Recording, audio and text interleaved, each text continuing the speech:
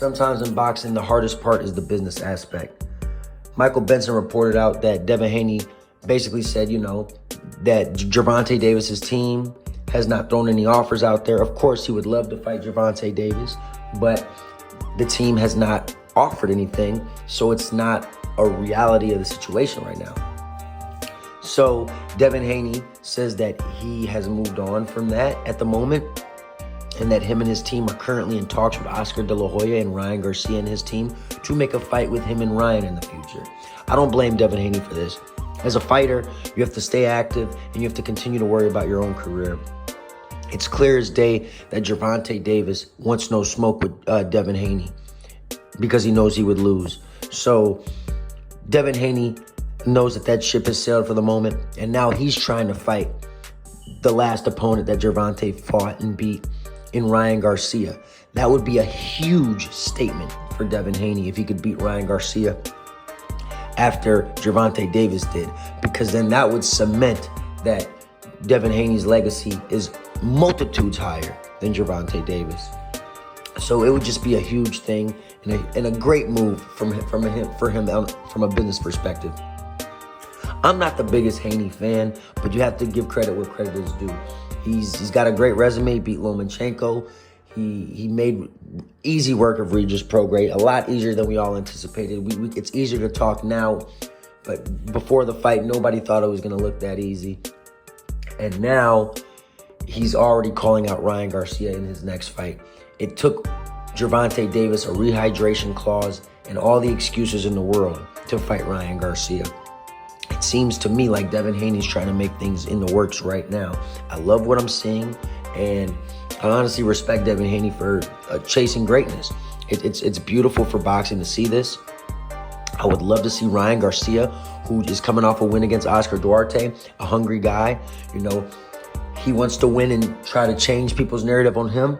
And Devin Haney is chasing greatness. So this is something great that we need to see for boxing. And I'm really glad that Devin Haney isn't letting, people get to him, because a lot of Tank fans out there feel like, people are still calling him Pillow Fist, even though that narrative is retarded to me. And to me, if you win, you win. I think this is a lot deeper than people are actually analyzing it.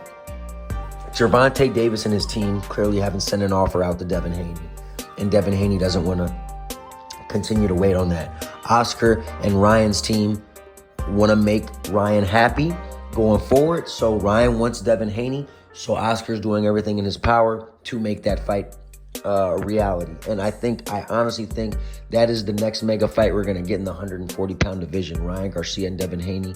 It's not the fight we wanted. It's not Tank Haney, but it is a good stepping stone and a good fight in the right direction to eventually get the Tank versus Haney fight. I think there's something mentally wrong with Gervonta Davis. The guy hasn't fought since April. He's doing nothing but going on Twitter making excuses. Him and his team got an excuse for every rule in the book. They're the ones that came up with an A-side, B-side thing. Leonard Ellerby, obviously Floyd and Kenny Ellis and Calvin and the whole crew. That's what they believe in. They believe in A and B sides instead of just going out and fighting and giving the fans what they want. So it's utterly ridiculous. Eddie Hearn reached out to Gervonta and he apologized to him. Michael Benson reported Eddie Hearn used the words not articulate, nonchalant, whatever you want to say. But I've already said all of these things about Gervonta Davis. Gervonta Davis is not articulate. I never bite my tongue on this channel. Just because you're from the trenches don't mean you can't articulate yourself. Gervonta Davis has put himself in this big hole where he's forced us to believe he's not articulate because he doesn't come out and speak for himself. He lets Leonard Ellerby and Floyd Mayweather and Calvin Ford and Kenny Ellis, who these guys aren't even that smart, and he letting them talk for him. So the only thing I think about Gervonta Davis is he's an unarticulate, scary man that doesn't really want to get in there with the best of the best. And it's just not a good look for Gervonta going forward. I think he's really got to change the narrative and all the pressure for real boxing fans out there, not casual, groupie Gervonta lovers. For real boxing fans out there, the pressure's on Gervonta Tank Davis. Period.